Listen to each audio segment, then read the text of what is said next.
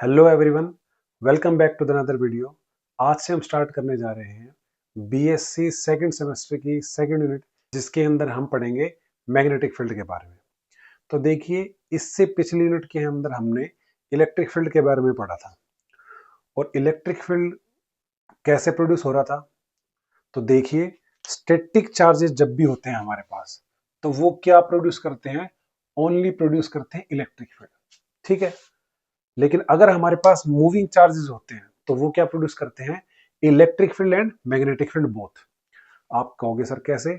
तो देखिए, इसके लिए जो सबसे पहले एक्सपेरिमेंट कंडक्ट किया था वो किया था ओस्टेड ने। तो उन्होंने ऑब्जर्व किया कि मान लो हमारे पास एक कंडक्टर है और उसके पास उसने मैग्नेटिक नीडल रख दी, और जैसे ही इस कंडक्टर के थ्रू करंट उसने जब पास कराया तो ये नीडल डिफ्लेक्ट हो गई, ठीक है। और उसने ये अलग अलग पोजिशन पे भी रख के देखा तो ये बार बार डिफ्लेक्ट हो रही थी। तो इससे उसने कंक्लूड करा कि एक करंट कैरिंग कंडक्टर होता है, उसके सराउंडिंग में क्या होता है? मैग्नेटिक फील्ड, ठीक है।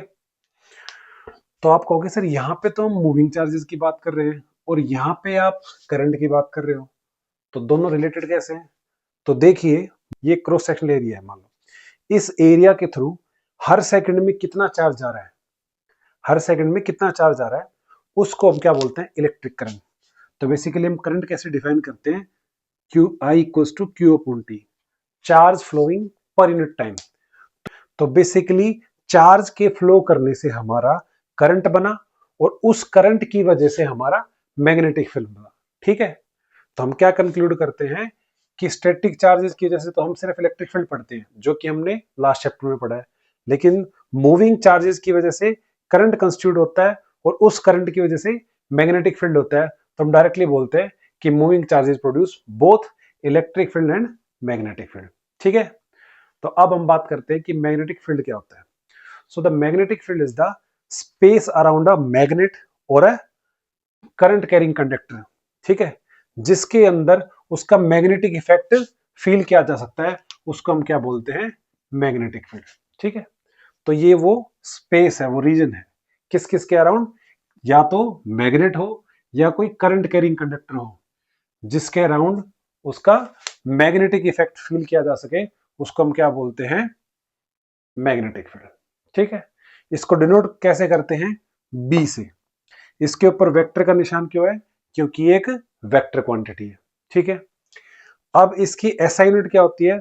The SI unit of magnetic field is Tesla and the CGS unit is Gauss, ठीक है। SI unit is Tesla and CGS unit is Gauss. The relation between Tesla and Gauss is 1 Tesla equals to 10 to the power 4 Gauss. Tesla को T से denote करते हैं capital, और Gauss को capital G से, ठीक है। अब कई बार आप पढ़ोगे कि B को और दो टर्म्स के फॉर्म में भी जानते हैं, ठीक है। तो ये दो टर्म्स हमारी क्या क्या है? B को हम मैग्नेटिक इंडक्शन भी बोलते हैं और B को हम मैग्नेटिक फ्लक्स डेंसिटी भी बोलते हैं, ठीक है। अब मैग्नेटिक फ्लक्स डेंसिटी तो इससे पता लग जाएगा, तो ये भी हम थोड़ी देर में देखेंगे कि मैग्नेटिक फ्लक्स डेंसिटी क्यों बोलते हैं। तो उससे पहले हम पढ़ेंगे कि मैग्नेटिक फ्लक्स क्या होता है। तो प्रीवियस चैप्टर में हमने इलेक्ट्रिक फ्लक्स के बारे में पढ़ा था, वैसे ही हम कुछ मैग्नेटिक फ्लक्स के बारे में पढ़ेंगे। तो मैग्नेटिक फ्लक्स को कैसे डिफाइन करते हैं? तो magnetic flux through any surface can be defined as the number of magnetic lines of force passing through that surface, ठीक है। तो किसी भी सरफेस से कितनी number of magnetic lines of force pass हो रही है, उसको हम बोलते हैं मैग्नेटिक फ्लक्स। तो ज्यादा लाइंस पास होंगी तो ज्यादा फ्लक्स होगा, कम होंगी तो कम होगा, ठीक है। लेकिन हम बात करते हैं इसको निकालते कैसे हैं मैथमेटिकली। तो मान लीजिए ये एक रीजन है, इस रीजन के अंदर आपका मैग्नेटिक फील्ड बी दिया हुआ है और ये कोई सरफेस है, ठीक है। अब इसमें से एक छोटा सा एलिमेंट लिया है डीएस, सरफेस एलिमेंट डीएस है, तो उसके थ्रू मैग्नेटिक फ्लक्स क्या होगा? So the magnetic flux through the small area element DS क्या होगा? It is the dot product of magnetic field on that surface to the area element, ठीक है। Basically क्या है ये? मैग्नेटिक फील्ड और एरिया वेक्टर की डॉट प्रोडक्ट होता है, ठीक है। ये आपका मैग्नेटिक फ्लक्स आ गया through this small area element. Area element क्या होता है ये मैं आपको बता चुका हूं इलेक्ट्रोस्टैटिक्स में। एरिया वेक्टर जो होता है वो सरफेस एरिया के परपेंडिकुलर होता है, ठीक है, इसलिए हमने इसको परपेंडिकुलर दिखाया। सो ये आ गया magnetic flux through the small area element. अब हमें पूरे सरफेस के थ्रू निकालना है, तो हम इसको क्या करेंगे, इंटीग्रेट कर देंगे, ठीक है। So the total magnetic flux through the entire surface would be integration of D phi. उसको इंटीग्रेट करेंगे तो फाई क्या आ जाएगा, integration of B dot D S. So this formula is valid for any type of surface, ठीक है। In general जो true होता है, this is phi equals to integration of over B dot D S, ठीक है। इसको अगर खोलेंगे तो क्या होता है, ए डॉट बी हमारा होता है ए बी कोस थीटा, तो बी डॉट डी एस क्या होगा हमारा, B D S cos theta.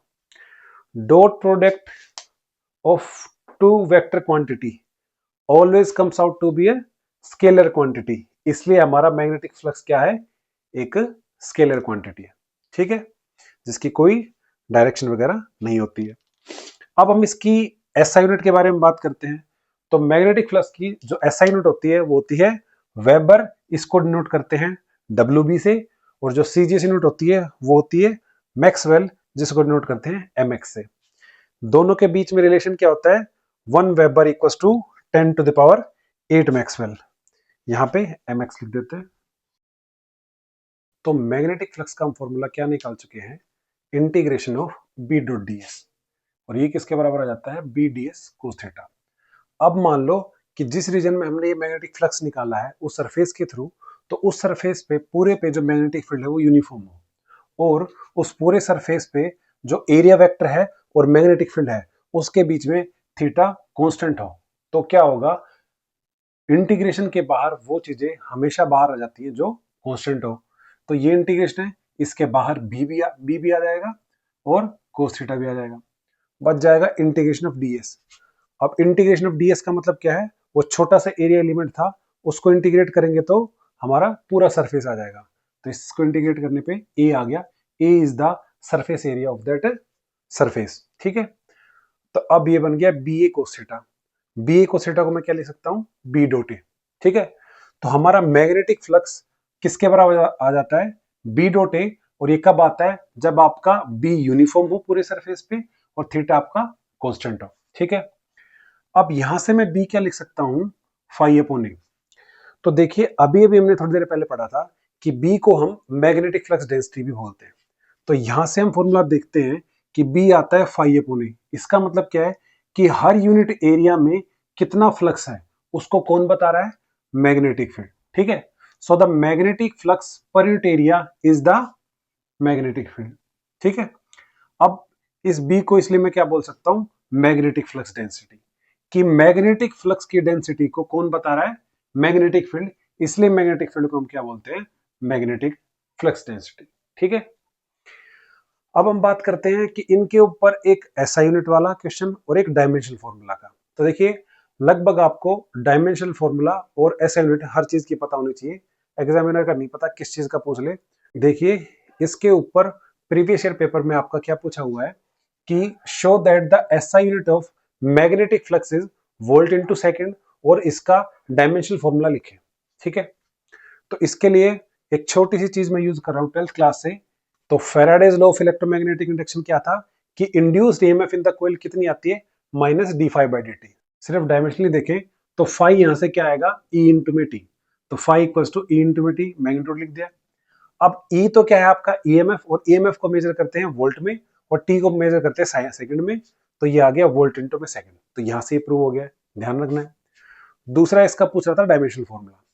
अब देखो फाई आया आपका ई इंटू में टी।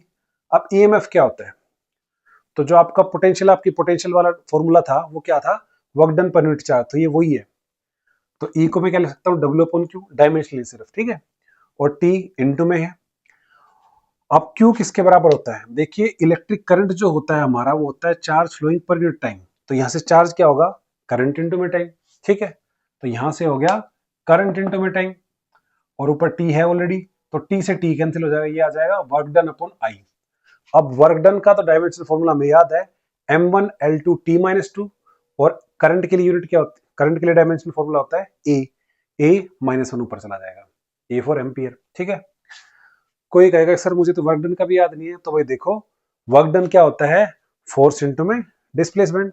फोर्स को लिख सकता हूं मास इनटू एक्सेलरेशन।